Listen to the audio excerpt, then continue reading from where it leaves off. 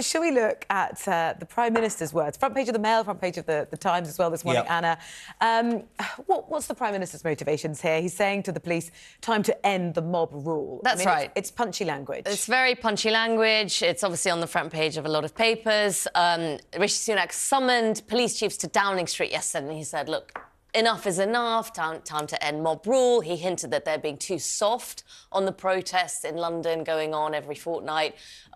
It's not just about Gaza. He was talking about Just Stop Oil as well, and essentially saying, look, you got to do something. You've got to use the powers that you have. It's not the question, and I said it in the last hour, you know, right to protest, absolutely central to our democracy.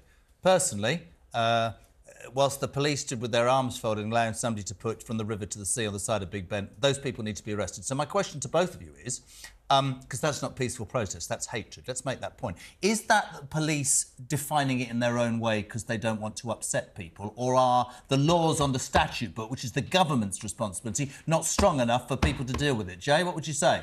I think the laws are strict enough already. We do have less free speech in this country than the United States, for example. I think incitement to violence is already illegal. I mean, the river to the sea is slightly contentious because you have Israeli politicians. The ambassador has said from the river to the sea has a quite different meaning.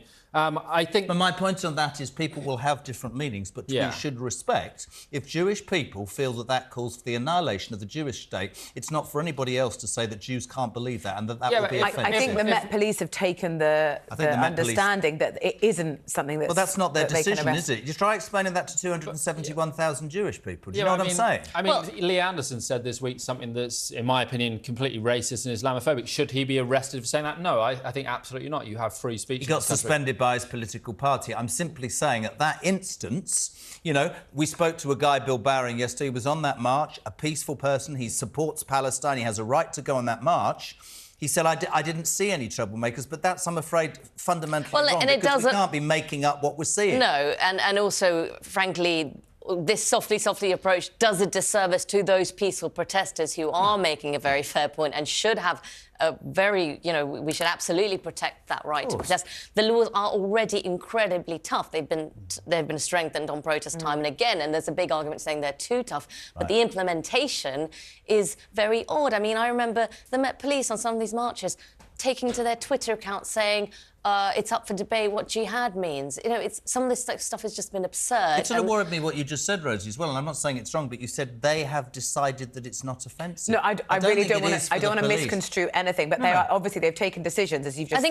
I think it's completely valid. For the police to make that decision is what I guess I'm saying. I mean, look, policing, they will say, is about making calls every single day, but there is a big difference between trying to do something very strange on social media and trying to virtue signal about certain things to actually what they should be doing, which is keeping people safe and keeping Londoners safe, all Londoners. It's really interesting when you use that word safe. We were just hearing from constituents in Rochdale who were saying the main thing we care about is safety rather than getting whipped up into these kind of big wars. And, you know, there's a big debate about whether what the Prime Minister's doing here is he actually speaking to the police or is he trying to speak to the public in terms of electioneering, or a bit of both. Another electioneering tool, which is frightening when it's so important, right?